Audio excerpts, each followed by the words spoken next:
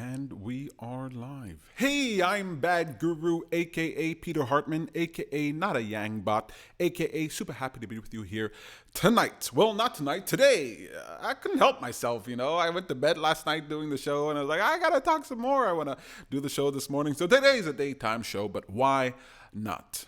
Just want to let you know, just in case you didn't see the video I just posted online, there is a Yang Beats Trump Twitter poll happening right now, okay? We got to win that poll. So go over to my Twitter. The link is in the description below. There's a competition by, I forget her name already, but if you go, I shared it on my Twitter feed. So go and vote, okay? It's neck and neck. It's like 50-50, man. We got to win this thing. I don't think winning it 51-49 is really going to do it, okay? Let's get that up, okay? We're already at over 95,000 votes in that thing. It's phenomenal.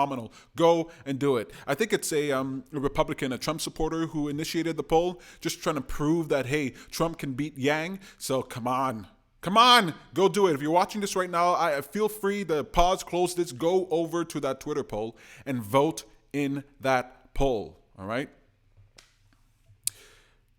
I just wanted to mention before I get into the topics of the show, I didn't know, I learned this watching Paget. I didn't know about, I didn't know about the Reddit thing for Andrew Yang's campaign. I didn't know that there's a whole community on Reddit. So, I've heard it mentioned here or there, but I never really thought to go check it out. If you've never been on Reddit, you definitely go check it out. This is a great excuse. If you already know about Reddit and you haven't seen the Andrew Yang thing, go on to Reddit and go to the Andrew Yang Reddit. I think there's only one. I forget exactly what it's called. I can find out right here. Yang Reddit. I'll give you the title of that group to go to. Yang for President headquarters. So go over there. You get the feel of what's going on. It's closely tied to Twitter. All the things that we're doing is tied into there. So go and check out Reddit. I wasn't on Reddit relative to Andrew Yang, and I only got there last night when I heard Paget talking about it. So if you're new to it, if you haven't been there, whatever, go to that Reddit group, join that group. I think they have over 60,000 members. Yang Gang. Go to Reddit. And also, just so you know, I'm Canadian, I know, but I started a Canadians for Yang Facebook group here in Canada, in Montreal. So I know it's a little weird. Like, what difference does it make?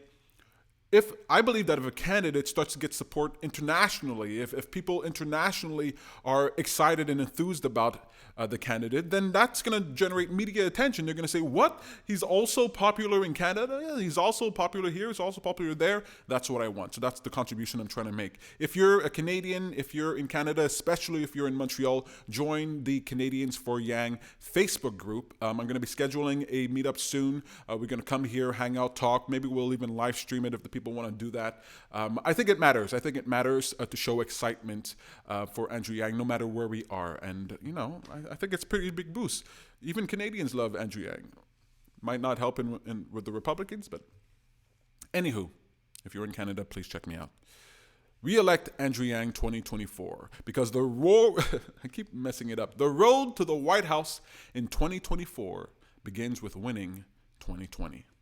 I'm a true believer. I really believe in Andrew Yang. I believe in him so much that I'm even preparing for the next go-around. Come on. That's a pretty Andrew Yang thing to do, huh? That guy's got all bravado. He's all confident, I'm confident too. We can win this thing. And then the next one. I was going to say, and then the next one, and then the next one. But you guys are not like here in Canada where you can be prime minister for life. Yeah, there's only 2 terms. Is 2 terms for Andrew Yang enough? I don't know, man. Andrew Yang for life, baby. Yang sure love. All right. I want to talk about, I got to keep this kind of quick because I've got to go out to dinner here. Some folks are waiting on me. But I got to do this. All right. I've got a question. If Yang wins, I should say, when Yang wins the presidency, he becomes president, right? He wants to enact UBI. Day one is the first thing he wants to do. But let's say, hypothetically, let's just say he's not able to implement UBI. Let's say he can't do it in his first term. Let's say he can't do it in his second term. Let's say he gets elected and he's not able to implement UBI. Are we still happy? Do we still consider that a win? I asked that because I was chatting with somebody on my channel here, and they brought up this idea that I never really thought about.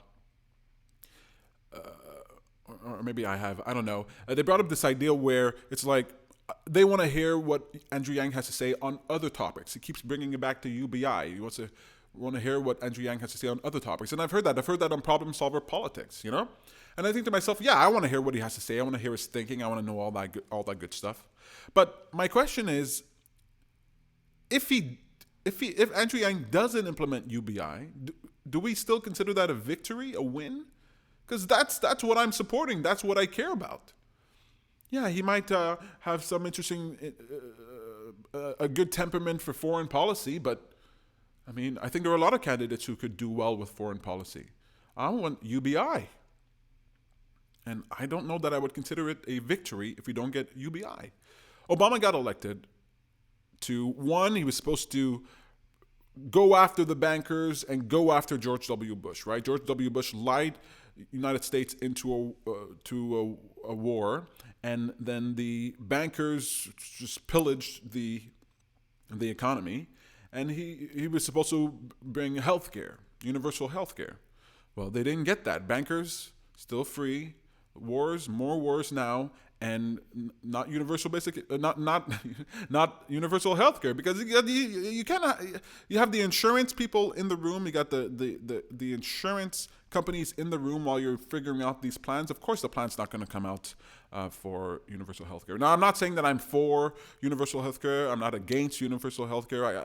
I got mixed feelings on the subject. But the reason I bring it up is because Obama didn't accomplish the really big things that people wanted him to do. And a lot of people were disappointed in Barack Obama for that. And I think if we don't get UBI with Andrew Yang, we'll be disappointed there too. Look, I don't want him to be a single issue candidate, but he kind of is. And single issue, it's like easy to understand. The thing is, his single issue actually solves all the other problems. It's at the foundation of all the other problems we deal with. If you get free college, if you get universal healthcare, those are big problems that are solved, potentially. But then what about the rest of it? How does that help to not live paycheck to paycheck? Right? I don't know. I want him to be a single issue candidate because I think that single issue is all encompassing. It's not like ending the wars. It's not like, I mean, all those things are connected, of course. You end the wars, you have more money at home for infrastructure and all that good stuff. But UBI, it's at a foundation. It's unifying the country. It's bringing people back together. And the first thing you want to do, the first thing the president needs to do in this coming election is unite the country. It can't just be like, oh, our side won now, let's attack the other side, let's destroy everything they believe in. It's got to be uniting, and universal basic income, $1,000 a month for all Americans, every citizen, rich, poor, old, young, don't matter. Well, you got to be 18 or older. But if your parents get universal basic income, that helps you, right? It's for everybody. And that's a unifying principle. That's a unifying theme. That's a unifying policy. And that's what I want to see. So I don't want to make Andrew Yang a single issue candidate, but I think his best bet is to be a single issue candidate. And I don't know that I would consider it a win if he gets elected and still doesn't. Now, I'm glad. I'll be happy if he gets elected because I believe in the way he sees the world. I like that he's engaged in solving problems. I like that he likes to listen to all sides. I like that he's not coming in there saying, hey, I have an answer for everything. I know what to do about everything. He's going to be like, hey, we're going to get the best people in the room. This is what Donald Trump said. It's what Donald Trump said. And I was hopeful that he would get the best people in the room. But Donald Trump got the same old people in the room. And I think hopefully Andrew Yang can do something different. You know, can you imagine Andrew Yang gets in? Now Lawrence Lessig is in on the game, right? All the things that Lawrence Lessig talks about, corruption and privacy and all that stuff, now that gets put back in. Andrew Yang gets elected, and Tulsi Gabbard, her policies about war and stopping the wars, she gets in, right? I believe Andrew Yang becomes president. He's going to listen to these great ideas. He's going to bring it forward. So I'll be very happy. Look, I won't consider it a win if you don't get universal basic income, but it'll still be a type of win. Like, it'll still be good to have Andrew Yang as president. What you need as president is somebody with good judgment, and I believe Andrew Yang has that. All right. That's just what I'm thinking about, you know? Just a single issue candidate. Is it a win if we don't get UBI? I don't know. You tell me. All right, so this thing Andrew says, and I'm kind of I don't know how I feel about it. It's probably a good idea, at least right now, but this vote blue no matter who.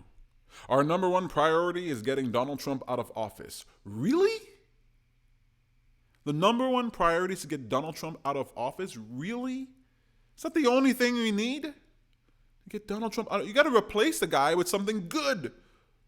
We're not looking for the lesser of two evils here. Just get him out of office. Get him out of office, and then what? What are you going to do? How are you going to help?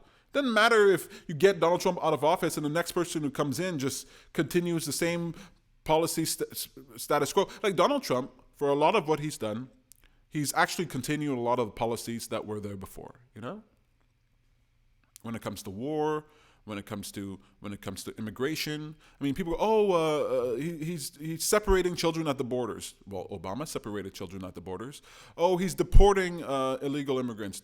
Obama deported more illegal immigrants, as it stands. He's erratic in bombing in the Middle East. And it's like, I think Obama dropped more bombs, more drone bombs in the Middle East than all the presidents combined. I mean, George Washington didn't have drones, but you know what I mean. Like a lot of the policies are continuing and like tinkering around the edges. Vote blue no matter who. I don't know. It seems kind of weird. When Bernie Sanders did it, we were like, what? We have to support the Democratic nominee. What? You gotta support, arguably, besides Trump, the most hated candidate in history, Hillary Clinton. For what? Just so we can defeat Donald Trump? People didn't want Hillary Clinton. They didn't want Donald Trump. I mean, vote blue no matter who doesn't get us to victory. And I don't know why right off the bat Andrew Yang said that. How much did it help his campaign? How much does it help for him to say, you know, our number one priority is to get Donald Trump out of office? No, man. Number one priority is to help people, to actually help people. Does getting Donald Trump out of office help people? Not if you replace him with someone who's just going to continue the same old business, same old shenanigans, lobbyists and revolving doors and corruption in politics and in bed with the media. Don't need that. Anyway, that's my opinion on it. I don't know how you feel about it, but vote blue no matter who. It's not, I know, I don't live in the United States, so I have a different perspective on it. There's a lot of hate that's going on, but I don't like the lesser of two evils. Get the candidate that you want in there. And by golly, Andrew Yang, run as third party. Run as an independent. Who cares? Keep it going. If you don't win the nomination, keep going. Oh, I'm going to support the nominee. Well, you support the nominee if the nominee is like Tulsi Gabbard or maybe even Pete Buttigieg. But support the nominee no matter who. If it's Kamala Harris, support her no matter what. No. Joe Biden? I get it, you know. Anybody would be better than Donald Trump. Any one of us would be better than Donald Trump. In rhetoric, sure. In the sentiment for the country, maybe. In the way you're presented to the world, fine. But not fundamentally. Fundamentally, you got to choose the right person. Democracy dollars versus UBI. So, again, I was having a conversation with a very intelligent gentleman well, I'm assuming he's intelligent. He communicates very well in one of the comment threads of my video. And he explained how democracy dollars, or he didn't really explain it, but he just said giving people an extra $100 a year to vote for a candidate. If you're getting UBI, I mean, what does it really matter, right? You're getting a tiny bit more just so you can use it for political campaigns. Well, if you're getting $1,000 a month, then you have $100 to put towards a candidate. You don't need democracy dollars. I'm not sure I understand it. I really loved the concept of democracy dollars at first. And I love the concept of washing out the money in politics. Smart, genius, absolutely good. I don't understand democracy dollars as it relates to UBI. Democracy dollars on its own, absolutely fantastic, and any other candidate should implement it. But if you're getting UBI, if you are actually getting UBI, then what's the point of democracy dollars? An extra $100. Oh, you can't transfer it anywhere, it doesn't roll over, and it's only used for political. Okay, but you get $1,000 a month. You got that $100. I mean, I guess some people are going to spend that $1,000 100% on their needs, and they won't have a dime to spare on political campaigns. But is that a great many people? I don't know. I don't know. Democracy dollars. Am I missing something? Am I missing something? Yeah. Wash out that lobbyist cash. Wash it out. Wash out all that cash by giving people $100. But if you're going to get $1,000, then what's the point? Tell me. Well, what am I missing here? What am I missing? I love Andrew Yang. Don't get me wrong. Do not get me wrong.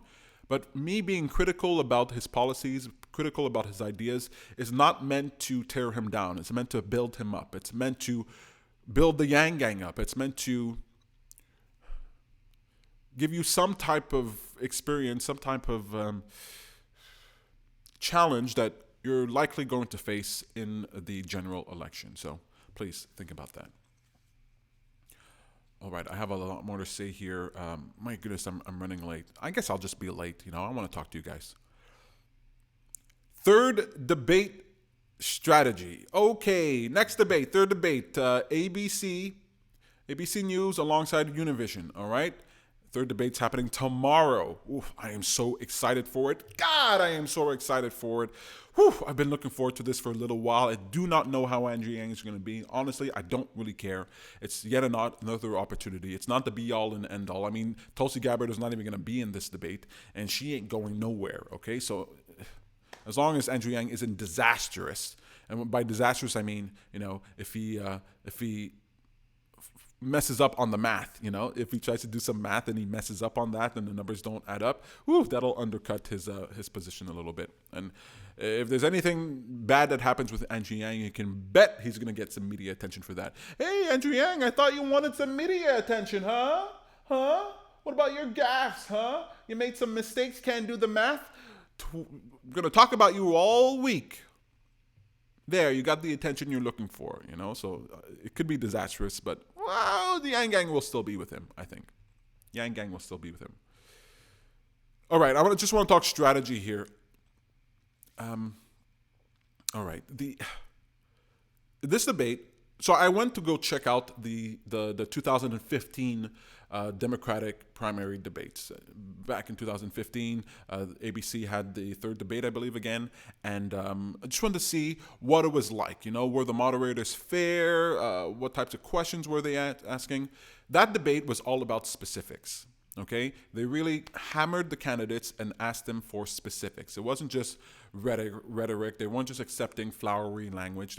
They were looking for specifics, and they dived deep into those specifics. So I think Andrew Yang should be prepared to give specifics, and the specifics I want him to go deeper on UBI. Go at least one more level deeper in UBI. Just explain how it connects to more. Yes, it relieves your stress. Yes, it gives you more flexibility. Yes, it allows you to be more mobile. It creates a more dynamic economy. But go deeper than that. There's something else. There are other things to talk about when it comes to UBI, especially as it relates to major issues. So, like government bloat and corruption, right? Both sides, the Republicans really hate government bloat, right? All the money that government spends is how dare they? It's not their right to spend it. You're giving more money to the government. It's not right, okay? UBI addresses that. UBI addresses government bloat because if you deal with if you give people directly the money, then you deal with less administrative costs, and then you can and that will help. I'll talk about entitlements in a second here. And then corruption in politics. You give more money into the pockets of the people of America, the citizens of America, and then corruption has a harder time keeping going because people are now able to do things. Right, $1,000 a month for every individual. That's like giving millions of dollars to organizations that fight corruption, because all those people will get money, and all the people who support those organizations will have more money to donate. So if you want to fight corruption, there are advocates out there, there are people fighting out there, and now they're going to have a population have the resources in order to contribute to that. Entitlement reform, right? Entitlement reform. I know it's a little scary. Some people think of UBI as a Trojan horse to get rid of entitlements, but really, if UBI works so well that entitlements go away, is that such a bad thing? The economy does better. People have more money in their pockets. Then less people on welfare, less people on food stamps, less people are needing these entitlement programs that take a lot of money. They take effort. They take bureaucracy. They cause stress, right? get rid of those entitlements and replace it with $1,000 a month. That helps everyone. I want America to be a society where welfare really isn't needed for very many people. You don't need so many entitlements because people can take care of themselves. And when you give people $1,000 a month, they're going to be able to build businesses, create jobs, and create dynamism in the economy where everybody will do well, and you'll need less and less welfare. So many more people on social assistance, so many people are on the government dole now, on welfare now, than ever before. That's not good. That's not a good trajectory. About half the country. So getting rid of entitlements, I don't think it's a bad thing.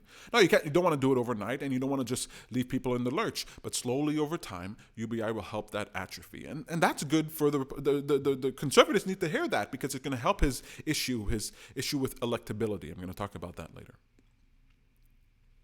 Helps with crony capitalism. People are like against capitalism. You don't have capitalism in the United States, okay? It's corporatism. It's corporate welfare. It's corporate socialism. You don't have capitalism. You're like, I hate capitalism. It's destroying our society. You don't have capitalism. It's mucked up. It's not right. The money isn't flowing. The system is too corrupted. You don't have capitalism. You have crony capitalism, and UBI helps undercut that. UBI helps get rid of that. You should talk about that. It's major issues. Right? I don't think he's against capitalism, but if you if you say you're a capitalist, like for the primary voters, it's like, oh, you're so terrible, socialism is the way, democratic socialism or socialistic democrat or whatever the term is. It's like, no, man, capitalism has been responsible for raising the most amount of people out of poverty, but not this capitalism, not the capitalism you have today. That's crony capitalism. It's all mucked up. And UBI helps solve that. I want him to talk about that. What else we got here? Criminal justice, right? We want criminal justice reform. Look, my mother told me that an ounce of prevention is better than a pound of cure. I think she's right? And criminal justice is like, oh, we got to get people out of jail. But you got to help the family. You've got to help people before they get into trouble. You got to remove the reason why people commit crimes and do the things that they do in order to get money. That helps criminal justice. That helps the population in prisons to go down. Not because you just release people from prison, but because you make it so that the environment is conducive towards civil living, where people aren't committing crimes, where they're not in the prisons. So it helps. UBI helps with criminal justice. Let's talk about that. UBI helps with charity. You know, he talks about, hey, you have UBI in this town. That's like us injecting millions of dollars into your town. But if everybody gets UBI, that's like injecting millions of dollars into charities because charities get donations. And if people have more money to donate, that's like giving money directly to charities. Entrepreneurship. You talk about entrepreneurship. The future are going to need more entrepreneurs. More people are going to have to create their own businesses and do their own things. Entrepreneurship. And now with the power of technology, the way it is, more and more people can be entrepreneurial. More and more people can do it themselves. More and more people don't have to rely not even on a job in order to live their life. They can create their own jobs and move forward. Now with the rising billions who are getting online, the market that you have available to you is so great. If you want to sell muffins and cookies, if you want to sell artifacts and chains and necklaces, there's going to be enough people for you to sell to. There's going to be enough people online for you to sell to. So entrepreneurship, being creative, doing your own thing, starting your own careers and your jobs. It's time for Americans to solve their own problems. And with $1,000 a month in their pocket, advocates, people like you who care about making the world a better place, who care about improving their government, are going to be able to start organizations, start your own media enterprises, start your own things, because you'll have capital and the people watching will have capital in order to support you. Gosh, entrepreneurship, more entrepreneurship. UBI helps with that. It's time Americans solve their own problems. You gotta give them the ability to do that.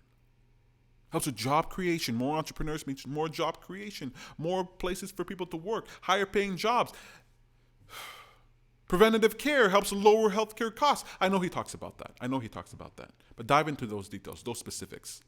Now, lastly, I want to say, not lastly, but on this point here, when it comes to this debate, it's in partnership with Univision. So there's going to be a lot of talk about Hispanics and the Hispanic community, I believe. So you should definitely have something for Hispanics. You should be ready for something like that. And the thing is, Hispanic issues, you know, what was it I going to say? Yeah, the Pew Research Center says that Hispanics and Asians are turning out like never before. That they are becoming a huge, powerful voting bloc. Now, does he really have to go after the Asian vote? I hope he has a lot of that in the bag. I know it's not right. It's not right to say you should just vote for him because he's Asian. You should not just vote for him because he's Asian. But if you're Asian, it kind of helps. Look, man, people weren't shy of saying, I'm black, I'm voting for Obama. All right? There's no shame in that. You vote for people who are like you because you believe that culturally you're the same, that in terms of the values and the principles that you hold, you'll be similar. But the Hispanic vote, he can court them. He can court them by dealing with the issues that they care about. In small part, I'll say illegal immigrant fears, right? Concern about illegal immigration. Well, UBI helps with illegal immigration. How does it help with illegal immigration? Well, illegal immigrants come in and they say they're taking our jobs. Now, of course, he says it's automation that's taking jobs, but they're taking our jobs. Well, if you have more entrepreneurship and more jobs being created and more people working and getting higher paying jobs, then they don't care about the lower paying jobs. Then you can have immigrants, even illegal immigrants, because they're going to be there, they're there, who can do those jobs and it won't hurt you, it won't make you feel bad, right? And so those fears, illegal immigrant fears go away. The illegal immigrant problem might not go away, but the fears of those illegal immigrants will go away. One, they're not getting the universal basic income. Right? They're not going to get that. They might be able to go to the ER room. They might get their kids in school, but they're not going to get universal basic income. So that makes you feel like, oh, I'm a citizen. I get $1,000 a month. These illegal immigrants, although they're involved in our society, they're not getting universal basic income. So I feel like more of a citizen. I feel like there's a place for them. So I think the fears would go away because you create more jobs, and then the lower jobs can still be done by illegal immigrants. I hope I'm saying that right. I'm not a politically savvy. I'm just giving you my opinion here. Remittance. So much money. People who live in the United States, especially immigrants who come here, migrants who come here, they send money back home. And do you know that the money sent back home is called remittance? Remittances. Money that gets sent back home, that rivals international aid. Money sent directly. I remember watching a TED Talk saying you can donate to charity or you can send money directly to people who are in need in these developing countries. And it's better to send money directly because percentages don't get removed because of organization. Percentages don't get lost because of corruption. The money gets sent directly. And so you have $1,000 a month in your pocket for all the citizens, all the migrants that are here legally, all the legal citizens here in the United States. They're able to send more money to the people who they care about, and that helps the world. That helps the world, and I think that would help the Hispanic community because they probably send a lot of money back to their families. Conservative issues, Hispanic. They care about conservative issues like family. They care about the family unit. They come from that culture. They care about the family. I know everybody cares about the family, but they really care about the family. And having $1,000 a month helps that family. It helps the family be stronger, less stressed, less reliant on what's going on in the world, on other things. So I think it helps. I think when you're talking about Hispanics, you're making the family stronger. Helping your grandmama.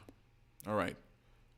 Why do we want Yang to win this reality TV show? Okay, people are like, hey, he should be sensational on the debates. He should go after people. He should whack, whack, whack. He should say something crazy. He should call himself John Yang. It's like, all right, I think it'd be funny and sensational, but do we really want him to win the reality TV show? I mean, he called it out, so now he's got to play that game so he can win. I don't want him to play that game. I want him to create the new game. I want him to use logic and reason.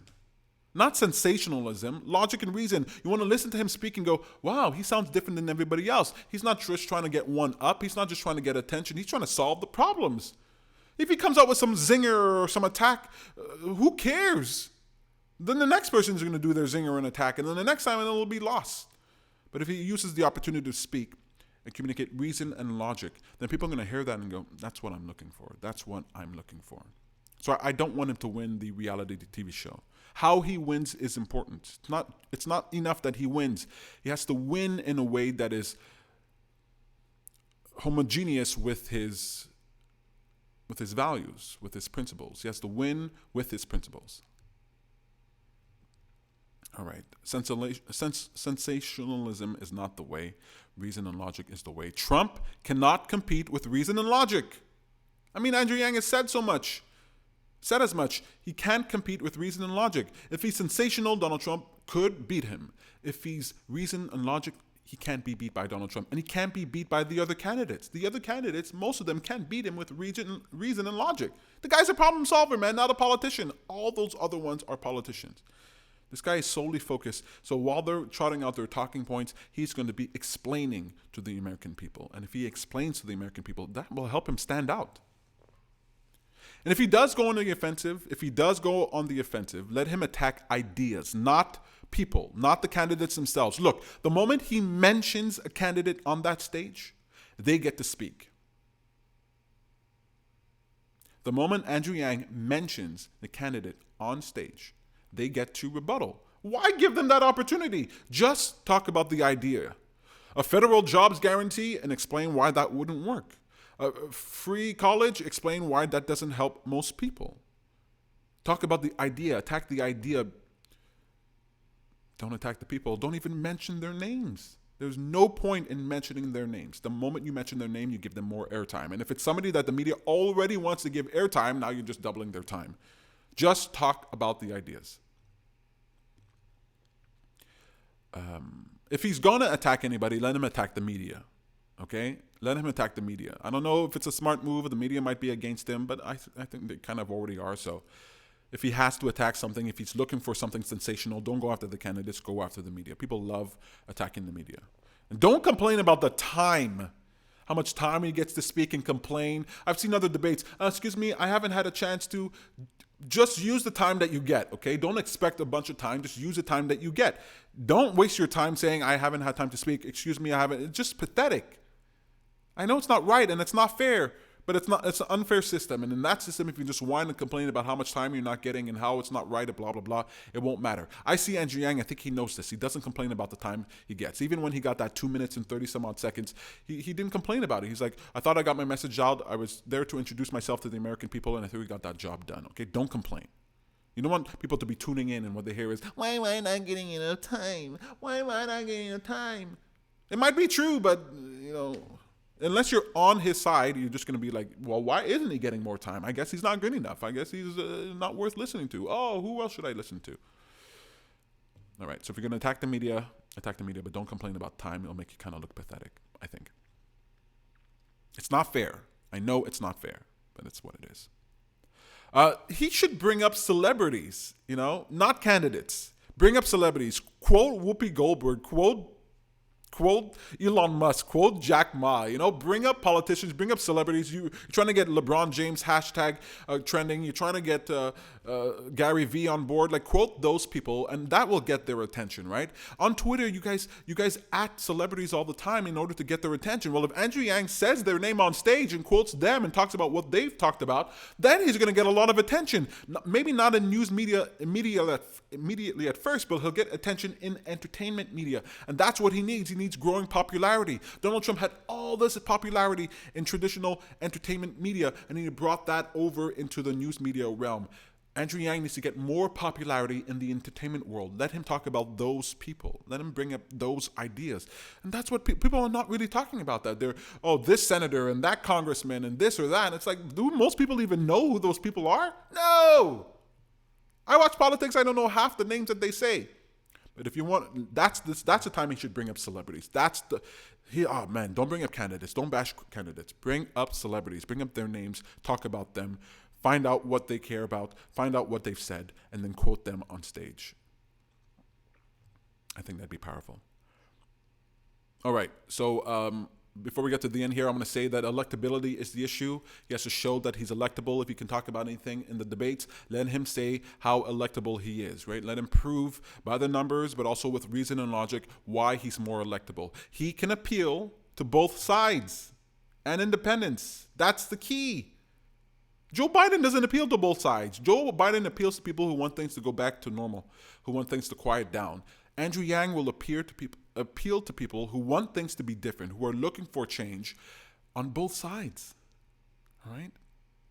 Electability. That's the issue here. That is the top subject. If he's not going to talk about UBI, let him talk about electability. I can beat Donald Trump. I love when I hear him say that. I love when I hear Andrew Yang say, I can beat Donald Trump. In that, I think it was CBS interview, he says, I'm the guy to beat Donald Trump. And I wanted to bring up that whole thing that he used to talk about where he said Donald Trump, the person he was afraid of, at least according to Donald Trump, is somebody coming out of the blue. And he should bring that up. He should say that because he's that guy. I think that was the first thing I heard from Andrew Yang, and I was like, this guy, he's got my attention. Electability. And then, so ABC, I believe this time around, unlike CNN, unlike MSNBC, NBC, I believe that ABC will allow Yang to speak. I think they're probably paying attention. They don't want the bad news, the bad media. They will let Yang speak, but they'll probably ask him very difficult or even unfair questions, questions where you like twist the words around so it sounds bad just to begin with. So I think he will get time to speak. But it's going to be challenging. They're going to be poignant. They're going to be like cutting into him.